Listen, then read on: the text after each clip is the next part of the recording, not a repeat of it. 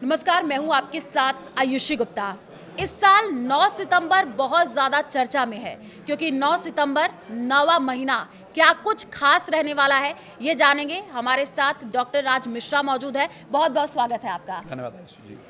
राज मिश्रा जी, आप ही बताइए, क्योंकि 9 सितंबर की चर्चाएं बहुत ज़्यादा है, ये बहुत खास रहने वाला है, कुछ लोगों के लिए अच्छा नहीं रहेगा, आपसे जानना चाहेंगे। वास्तविकता में 9 तारीख की चर्चा होनी भी चाहिए और इम्पोर्टेंट भी है चर्चा करना, क्योंकि एज ए मार्गदर्शक, एज ए ज्योतिषी, एज ए एस्ट्रोलॉजर हमारा कर्तव्य होता है, रिस्पॉन्सिबिलिटी है कि हम समाज को अच्छी और सावधान करने वाली दोनों चीज़ों के बारे में बताएं। बिल्कुल। 9 तारीख इसलिए इम्पोर्टेंट है, आप सब लोग जानते होंगे 9 का अंक रिप्रेजेंट करता है मंगल को। अब अगर इस वर्ष की बात करें तो इस वर्ष का मूलांक क्या बन रहा है? इस वर्ष का अंक भी मंगल का है, यानी मंगल का ये वर्ष है। 9 तारीख का मंगलवार के दिन ही पढ़ना, 9 तारीख का मंगलवार के दिन ही पढ़ना और मंगल का ही वर्ष होना, और सबसे बड़ी बात है, जो सबसे बड़ा इंपॉर्टेंट विषय है वो ये है कि उस दिन चंद्रमा, शनि और मंगल, ये दोनों तीनों प्लैनेट एक दूसरे से समसप्तक में होंगे। ये बहुत बड़ा विषय रहने वाला है।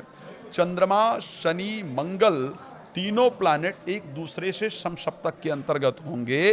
तो इसलिए 9 तारीख को कोशिश करना चाहिए, सभी के लिए ये इम्पॉर्टेंट है, जो लोग सनातन, मतलब सभी के लिए वैसे इम्पॉर्टेंट है, लेकिन जो लोग स्पेशली अपनी सुरक्षा और अपने परिवार की सुरक्षा के लिए प्रयास करते हैं, हम सभी इस बात को करते हैं, तो उस दिन आपको तेज गति से वाहन चलाने से बचना चाहिए, क्योंकि उस दिन लोगों में क्रोध बहुत उत्पन्न होगी। अच्छा। अगर आप दुर्घटनाओं का वो निकाल करके, कोई डाटा निकाल करके विश्व का देखेंगे, तो आप 9 तारीख को दुर्घटनाएं अत्यधिक होते हुए देख पाएंगे।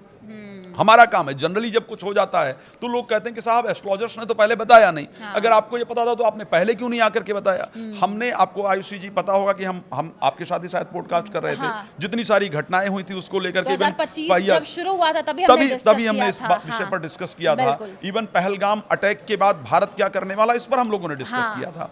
इसीलिए आपको सचेत करने का विषय है कि एक तो 9 तारीख को चंद्रमा, शनि, मंगल तीनों की दृष्टि होने से परिवार में आपको ध्यान रखना है, क्रोध करने से बचना है। कुछ भी इंपॉर्टेंट टॉपिक पर डिस्कस करना है तो उस दिन मत कीजिए।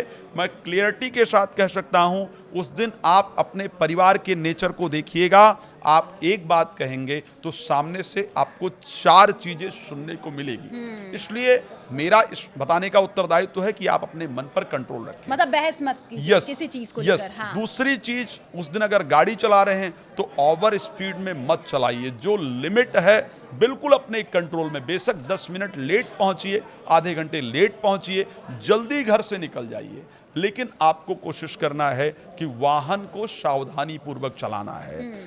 और दूसरी बहुत इंपॉर्टेंट चीज, सुबह 9 बजे घर से निकलने का प्रयास मत कीजिए, ठीक है? हाँ।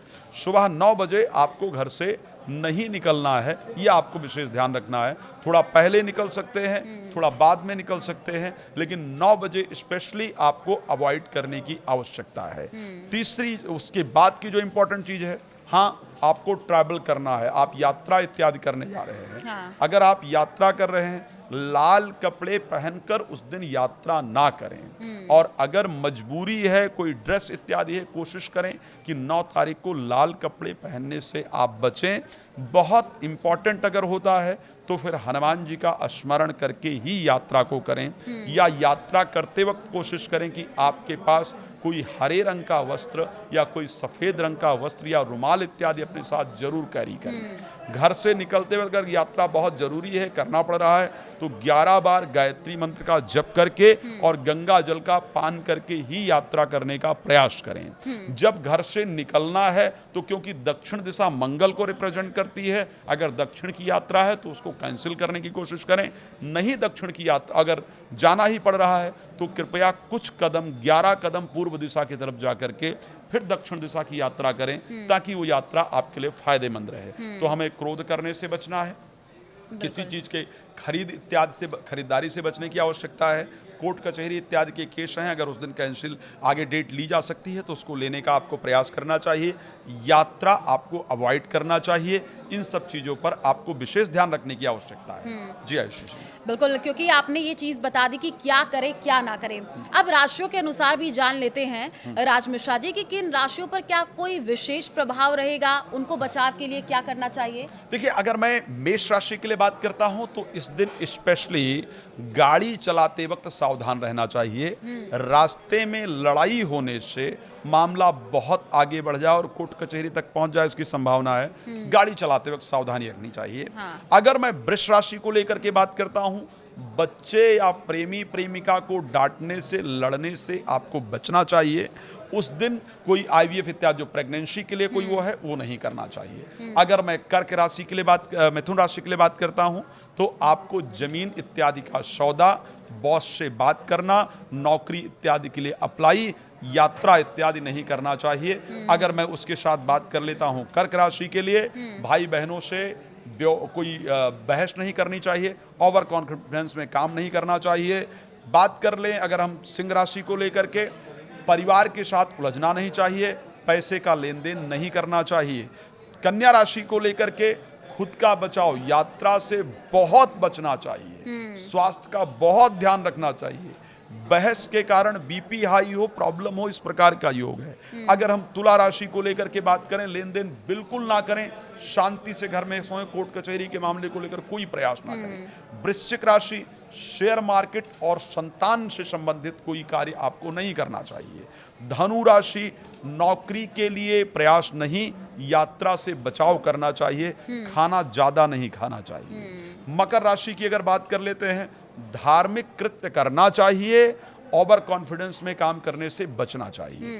कुंभ राशि मेरी सबसे पसंदीदा राशि, यहाँ सबसे खतरनाक दिख रहा है। हाँ। दुर्घटना यहाँ प्रॉपर दिख रही है, इसलिए अगर यात्रा से बच सकते हैं बचें। जाना ही है अगर तो हनुमान जी की प्रार्थना करके, हनुमान चालीसा का पाठ करके तभी जाइए।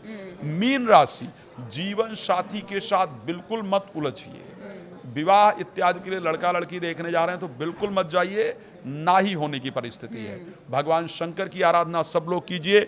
श्री रामचरितमानस में एक बहुत सुंदर चौपाई है, धरी न काहू धीर, सबके मन मन सिज हरे, और जे राखे रघुवीर, ते उबरे त्यहि काल महु। अगर इसको आप श्रद्धापूर्वक करेंगे, आपकी परिस्थिति अच्छी रहेगी। वैसे अगर ये चौपाई ना कर पाएं तो हनुमान जी को उठ के प्रणाम कर लीजिए, 11 बार गायत्री कर लीजिए। क्योंकि 9 सितंबर नवा महीना है, जिस तरीके से आपने बताया, यानी कि कुल मिलाकर के इस दिन आप कोई शुभ कार्य मत कीजिए। जाहिर सी बात है, जैसे कि पंडित राज मिश्रा ने बताया कि आप घर से बाहर निकल रहे हैं, ऐसा तो है नहीं कि आप उस दिन ऑफिस नहीं जाएंगे, घर में बैठे रहेंगे, लेकिन आप पाठ करके जाए, हनुमान जी की पूजा कर ले, मंत्र का उच्चारण कर ले, भगवान का आशीर्वाद ले ले। अगर आप गाड़ी से ट्रैवल कर रहे हैं तो स्पीड थोड़ा कम रखें। अगर आप इन विशेष चीज़ों का ध्यान रखते हैं तो 9 सितंबर आपके लिए उतना भी ज़्यादा हानिकारक नहीं होगा। शुक्रिया हमारे साथ चर्चा करने के लिए, बहुत बहुत धन्यवाद।